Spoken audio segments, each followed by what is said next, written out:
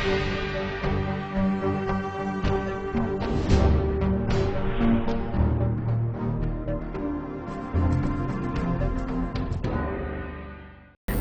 Vindhya times में आपका स्वागत है। आज की बुलेटिन की खबरों के साथ हाजिर हुए हैं और आपके साथ मैं श्रेया।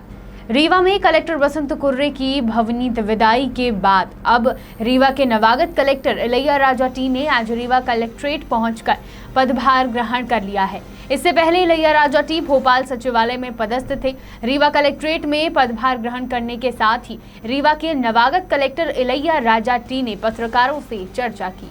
6 महीने तक रीवा कलेक्टर रहे बसंत कुर्रे को भवनीत विदाई दी गई। बीते दिन रीवा कलेक्ट्रेट में जिला पंचायत सीईओ और रीवा कलेक्ट्रेट के कर्मचारियों के द्वारा भावभीनी विदाई दी गई और आज रेड क्रॉस सोसाइटी के द्वारा श्रीफल एवं शाल का भेंट कर स्थानांतरित कलेक्टर बसंत कुर्रे को भवनीत विदाई दी गई। इस दौरान रेड क्रॉस सोसाइटी के द्वारा बताया गया कि रीवा कलेक्टर बसंत कुर्रे के कार्यकाल को याद रखा जाएगा। 6 महीने के कार्यकाल में कई उतार चढ़ाव और कोरोना वायरस के समय कलेक्टर बसंत कुर्रे के द्वारा किया गया कार्य सराहनीय है। रेड क्रॉस सोसाइटी पर कलेक्टर ने खास विश्वास जताया और महत्वपूर्ण जिम्मेदारी भी दी। तो वहीं रीवा के स्थानांतरित कलेक्टर बसंत कुर्रे के द्वारा मीडिया कर्मियों के साथ अपने अनुभवों को साझा किया गया। बसंत कुर्रे ने कहा कि कोरोना वायरस का प्रकोप अभी कम नहीं हुआ है, इसलिए सभी सावधानी रखें। सर, रीवा शहर में आपका कार्यकाल में आपको क्या अच्छाई और बुराई कैसा लगा? रीवा जिले में मेरा कार्यकाल 6 माह का रहा। इस दौरान बहुत सारी चीज़ें यहाँ पर रीवा बड़ा जिला है, इसका अर्बन में जो पॉपुलेशन लगभग 3 लाख और रूरल एरिया है इसमें लगभग 27 लाख पॉपुलेशन है। बड़े जिले के रूप में रीवा बहुत ही एक चैलेंजिंग यहाँ पर कार्यकाल रहा है। प्रथम 3 माह तो हमने पब्लिक ग्रीवेंसेस और रेवेन्यू केसेस उसमें सुधार लाने की कोशिश की और काफ़ी सुधार भी हुआ। उसके पश्चात जो 3 माह थे लॉकडाउन स्टार्ट हो गया। कोरोना से लोग जो है संक्रमित अलग अलग हिस्सों में हुए। आज जो है लगभग 215 देश कोरोना से संक्रमित हैं। भारत में भी अलग अलग राज्यों में इसकी विभीषिका की गई। रीवा और शहडोल संभाग जो है अंत तक काफ़ी हद तक बचे रहे, क्योंकि जो बाद में प्रवासी श्रमिक वापस लौटने लगे उनके कारण कुछ लोग यहाँ पर आए। जो भी केसेज यहाँ पर आए उनका बेहतर इलाज यहाँ पर स्वास्थ्य अधिकारियों कर्मचारियों ने किया और लॉकडाउन के दौरान भी जितने भी शासकीय अमला थे, भले ही वो पुलिस हो, हेल्थ हो, आपका रेवेन्यू का अमला है और जो दूसरे विभागों के अधिकारी कर्मचारी थे, लगातार उन्होंने मेहनत की। साथ ही साथ बहुत सारे जो सामाजिक संगठन थे, रेड क्रॉस और दूसरे जो NGOs थे, उनके भी साथी जो है हर समय आगे आए और बहुत बढ़ चढ़ के लोगों की मदद की। और यही कारण है कि अभी तक हमारी जो संख्या है जो पॉजिटिव केसेस की वो मात्र 30 है। इसमें से केवल 3-4 लोग भी अब इसमें बचे में ठीक हो गए, बाकी सभी ठीक हो गए। और जो आप जैसे जान रहे हैं कि इसका जो पीक टाइम और आगे आएगा, हम उम्मीद करते हैं कि संक्रमण और बढ़ेगा, तो उस अनुसार इसको रोकने की जो तैयारी वो जिले से की गई है। लगभग 1000 बेड्स का स्थिति बन रही है और उसमें 1000 बेड तैयार है। Oxygen bed, ICU bed, isolation ward, ये सब की तैयारी।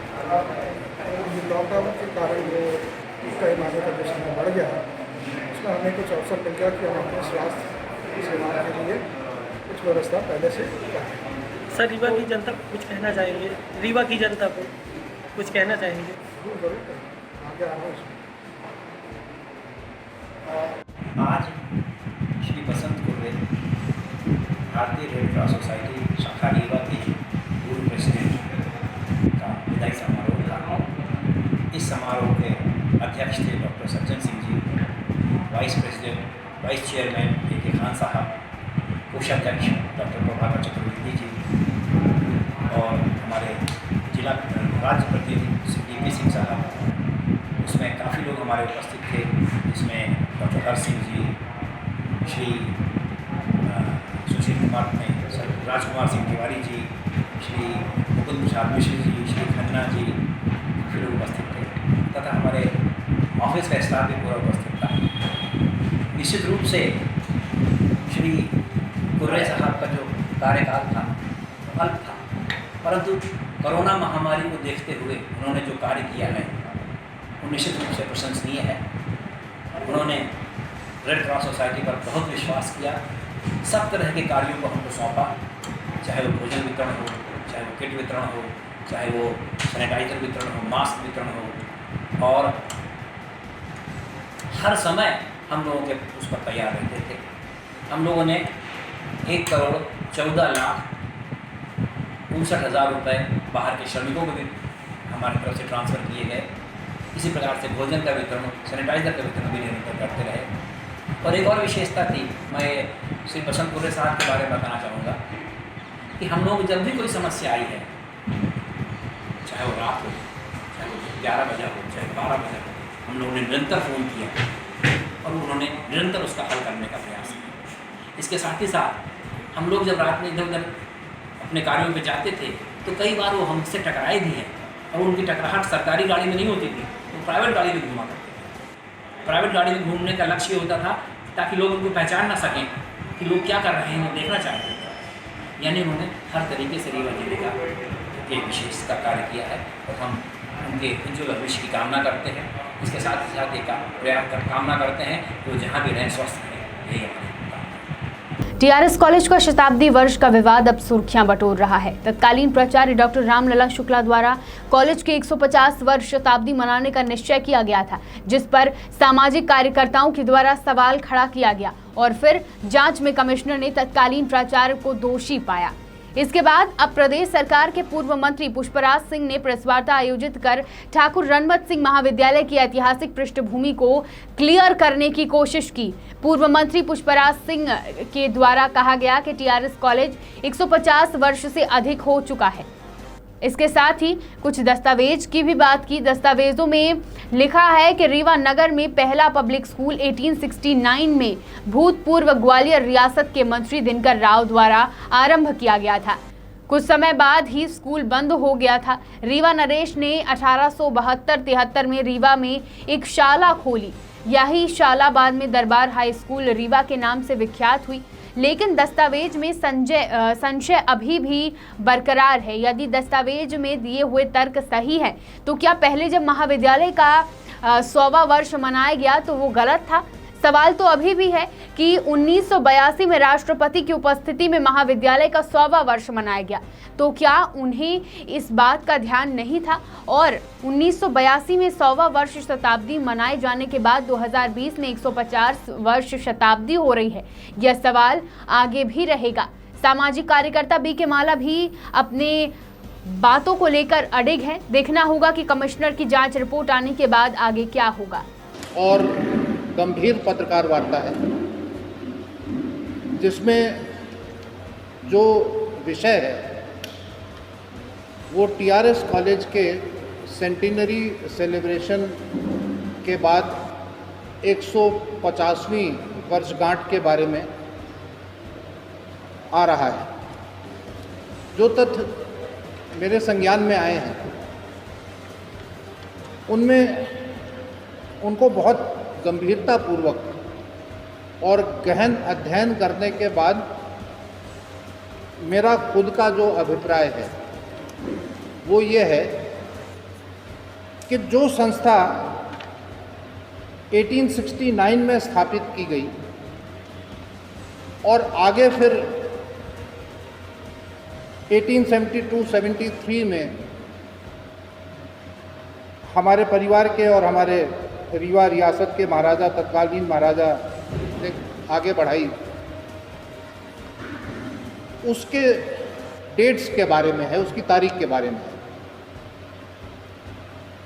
मेरा ये अभिप्राय है, मेरा ये मानना है कि जो ये तारीख है 1869 जिसमें एक भवन का निर्माण हुआ। वो भवन में 7 शिक्षक थे, जिसमें से लगभग 4 शिक्षक बाहर के थे, और वहाँ से पढ़ाई की यात्रा इस पूरे क्षेत्र की आरंभ हुई।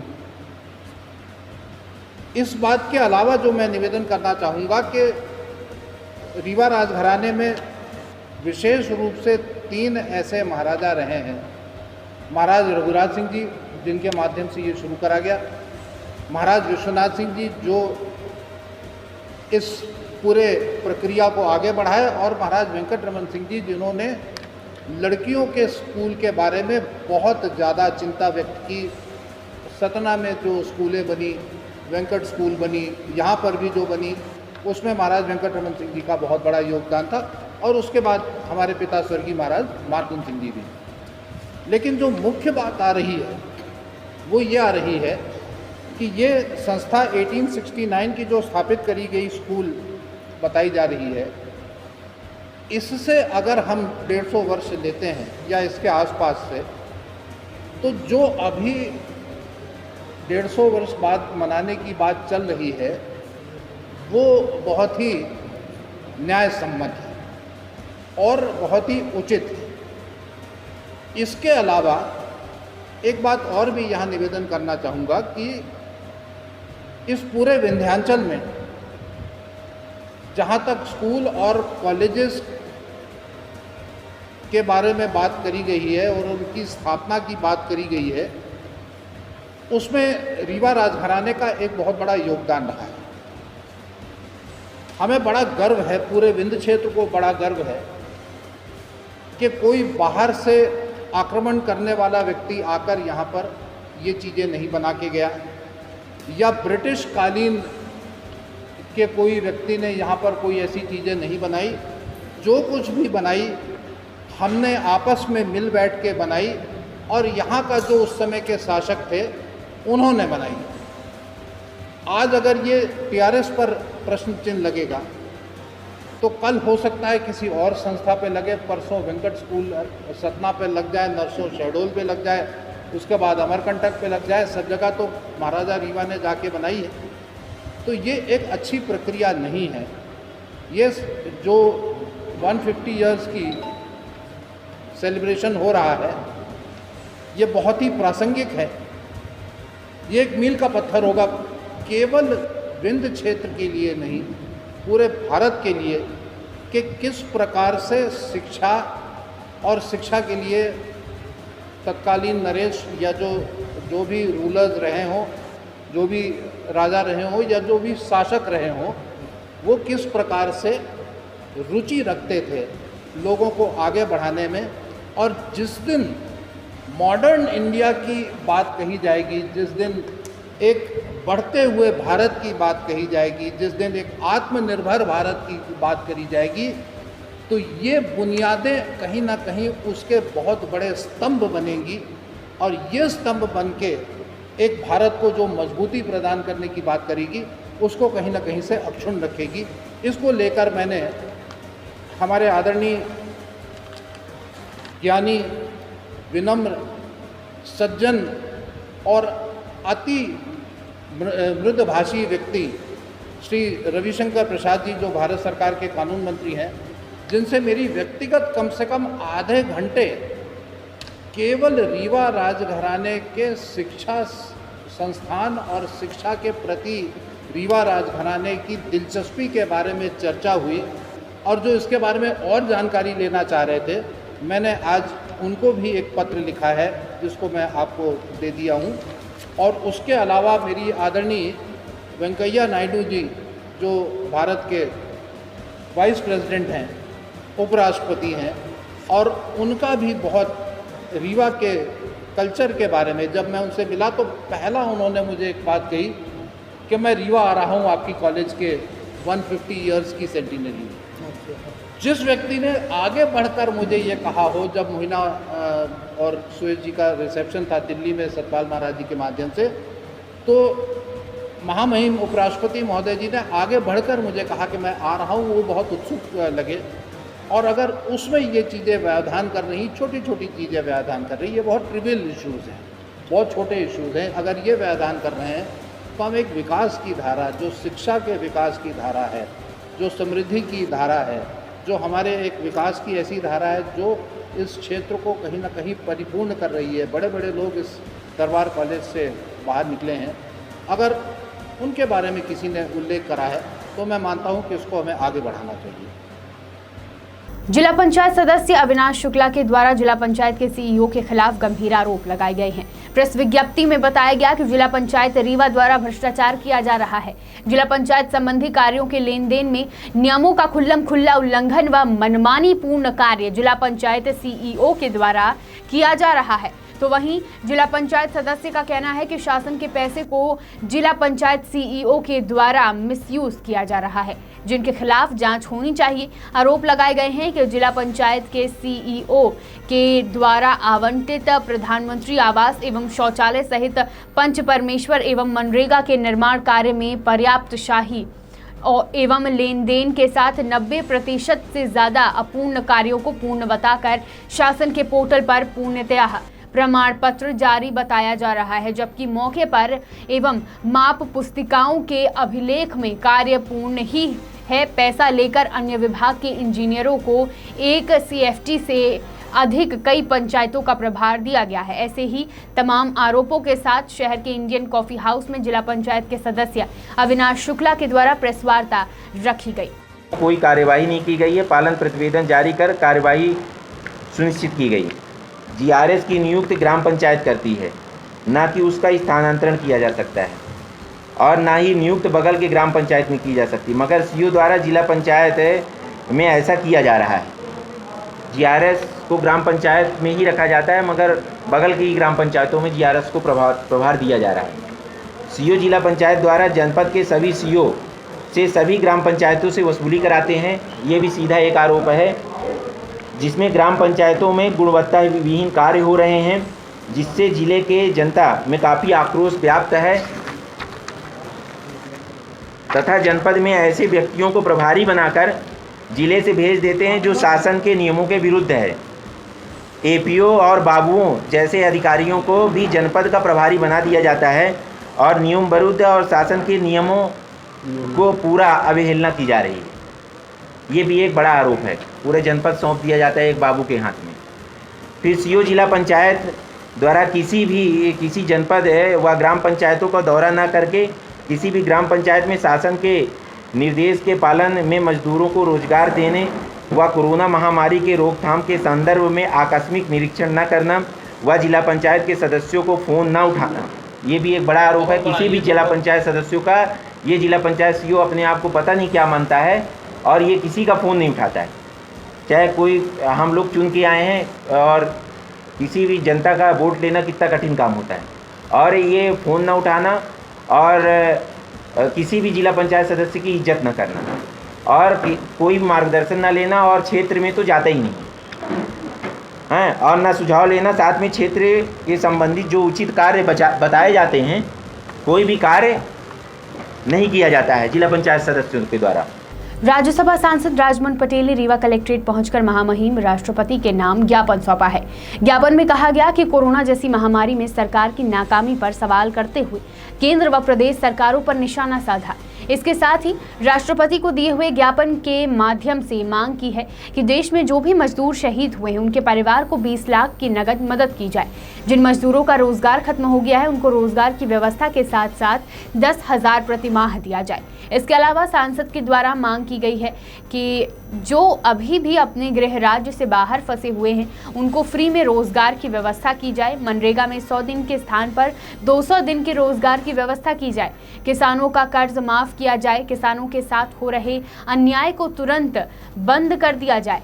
इन सभी मांगों को लेकर आज राज्यसभा सांसद राजमन पटेल कलेक्ट्रेट पहुंचकर राष्ट्रपति महामहिम के नाम ज्ञापन सौंपा। कांग्रेस कमेटी पिछड़ा वर्ग विभाग द्वारा जो है आज पूरे मध्य प्रदेश में हर जिले में ये महामहिम राष्ट्रपति महोदय के नाम से ज्ञापन दिया जा रहा है। उस ज्ञापन में हम लोगों ने मांग किया है कि कोरोना वायरस के चलते जिस तरह से लॉकडाउन किया इस देश में, उसका सब जनता ने, सब पार्टियों ने स्वागत किया, वंदन किया, उसका साथ दिया। लेकिन जो इस देश की अर्थव्यवस्था की रीढ़ है, इस देश का गरीब है, कितनी उसकी क्या दुर्दशा हुई है ये किसी से छिपी नहीं है। आप सब लोग उसके गवाह हैं। किस तरह जब तक उनके घरों में खाना था, उनके जेब में एक पैसा था, तब तक वो माने साहस के साथ जो जहाँ थे वहाँ पर रहे। लेकिन जब उनके घर का खाना ख़त्म हो गया, पैसा ख़त्म हो गया, सरकार ने सहायता देने की घोषणा की, लेकिन उनके घर में एक पैसा नहीं पहुंचा, एक दाना नहीं पहुंचा, तब वो विवश हो गए अपनी ज़िंदगी को दांव पर लगाने के लिए, अपने घर जाने के लिए। और रास्ते में हमने देखा है कि किस तरह से बच्चों की मौत हो गई है, तो अपने कंधे पर उनकी लाश को लेकर के पैदल चल रहे हैं। वृद्ध पिता की मौत हो गई है, माँ की मौत हो गई है, तो चारपाई पर ले करके और उस लाश को जा रहे हैं। कई जिले प्रदेश करते हुए, प्रदेश की सीमा प्रवेश करते हुए बाहर जा रहे हैं, लेकिन सरकार उनकी लाशों तक को भिजवाने की व्यवस्था नहीं किया। इतनी दुर्दशा उनकी हुई है। और कोरोना से लोगों की मौत हुई है, निश्चित रूप से दुख की बात है, हम सब दुखी हैं। लेकिन उसी तरह से कहीं ज़्यादा उससे मौत हुई है गरीबों की, जिनको भोजन नहीं मिला है, जिनको दवाई नहीं मिली है, जो बीमार रहे। तो हम सरकार से मांग करते हैं, हमने राष्ट्रपति महोदय को ज्ञापन दिया है कि जो इस तरह से प्रभावित लोग हैं, जिनकी मौत हो गई है, उनको 20 लाख रुपए उनको मिलना चाहिए, उनके परिवारजनों को। और जो हमारे छात्र हैं, उनके सरकार ने तो कहा था कि हम सब किराया माफ़ करेंगे, उनके फीस माफ़ होनी चाहिए, उनके मकान के जो किराया हो माफ़ होनी चाहिए। किसान के बिजली और खाद का, पानी का जो बिल है वो माफ़ होना चाहिए। जो छोटे छोटे उद्योग धंधे वाले हैं, नाई है, बारी है, धोबी है, जो जिनका माने पेट रेहड़ी वाले हैं, रोज़ाना ज़िंदगी से चलता था, उनके खाते में सरकार तुरंत 10-10 हज़ार रुपये की सहायता डाले ताकि वो ज़िंदा बच सके। ये हमारी महामहिम राष्ट्रपति महोदय से मांग है कि सरकार के ऊपर वो आग्रह करे। ये देश में अभी तक कोरोना वायरस का कहर था, जिसके चलते देश में लॉकडाउन लागू किया गया। लेकिन लॉकडाउन खुलने के बाद बेरोजगारों की और साथ ही नौकरी पेशा व्यक्तियों की परेशानियां बढ़ गई। आज रीवा कलेक्ट्रेट पहुंचकर कनिष्ठ संविदा विक्रेता संघ मध्य प्रदेश के द्वारा सोशल डिस्टेंसिंग की शर्तों के साथ सभी जिलों में जूनियर सेल्समैन दस्तावेज सत्यापन प्रक्रिया शुरू कराने हेतु कलेक्ट्रेट कार्यालय में ज्ञापन सौंपा गया। तो वहीं प्रदेश युवा बेरोजगार संघ के द्वारा मध्य प्रदेश पुलिस भर्ती की आयु सीमा 37 वर्ष करने के लिए मुख्यमंत्री शिवराज सिंह चौहान के नाम ज्ञापन सौंपा गया है। जाहिर है कि कोरोना वायरस के चलते लॉकडाउन हुआ था, कई सारी परीक्षा भर्ती स्थगित हो गई थी, जिसके बाद में देखा गया कि बहुत से विद्यार्थी आयु सीमा को पार कर गए हैं, जो परीक्षा में नहीं बैठ सकते, जिसे ध्यान में रखते हुए बेरोजगार संघ के द्वारा मध्य प्रदेश पुलिस की भर्ती में आयु सीमा 37 वर्ष करने की मांग की गई। कोरोना महामारी में मजदूर दर दर की ठोकरें खाने को मजबूर है। मध्य प्रदेश के मुख्यमंत्री ने सभी पंचायतों में मजदूरों को रोजगार देने की घोषणा की थी, पर सच्चाई कुछ और है, जो केवल गाँव में गरीब मजदूर ही जानते हैं। आपको बताते हैं कि आखिर गाँव में स्थिति क्या है। शासन गरीबों के लिए करोड़ों रुपए खर्च कर रही है, पर शायद ये शासन का पैसा भ्रष्टाचार की भेंट चढ़ रहा है। सरकार स्वच्छता को लेकर करोड़ों खर्च कर चुकी है, फिर भी आज कई ऐसे गांव हैं जहां शौचालय का नाम नहीं है।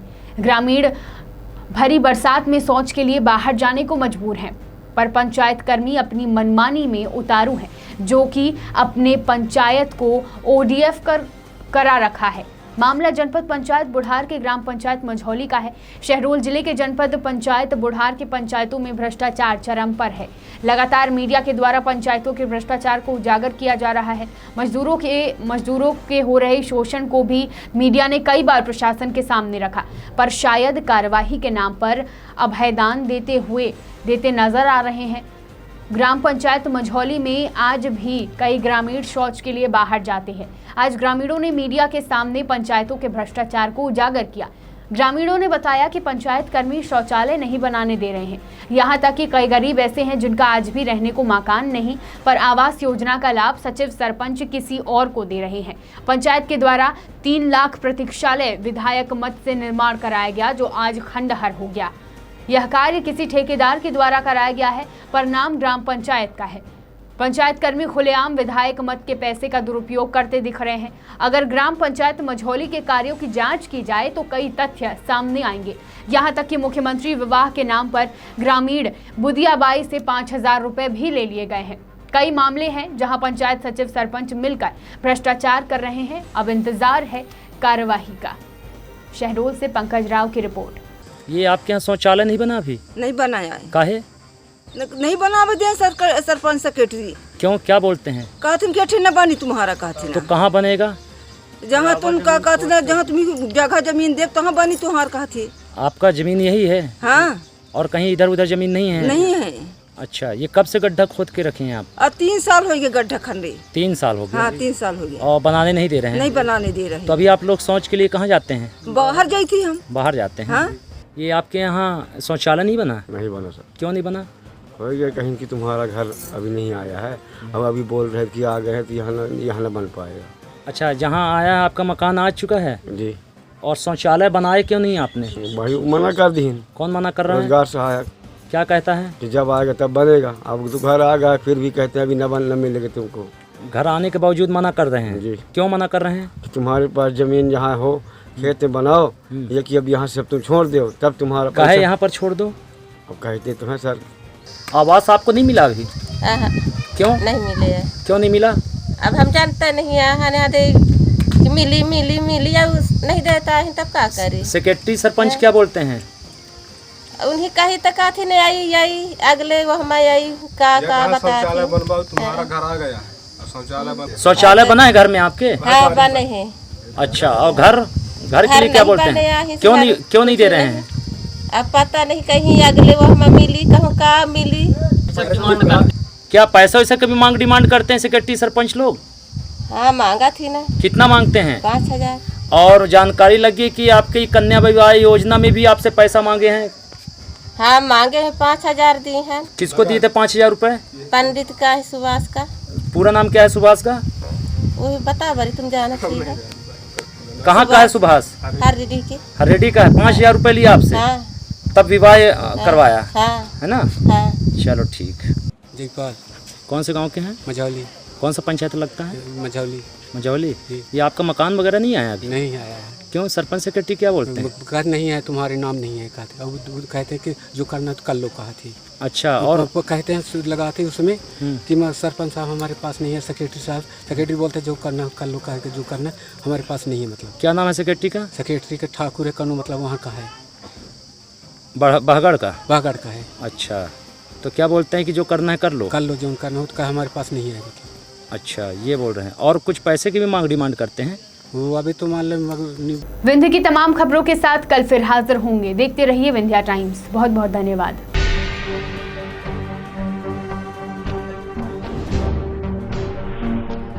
VT Bulletin sponsored by Uttam Singh Academy,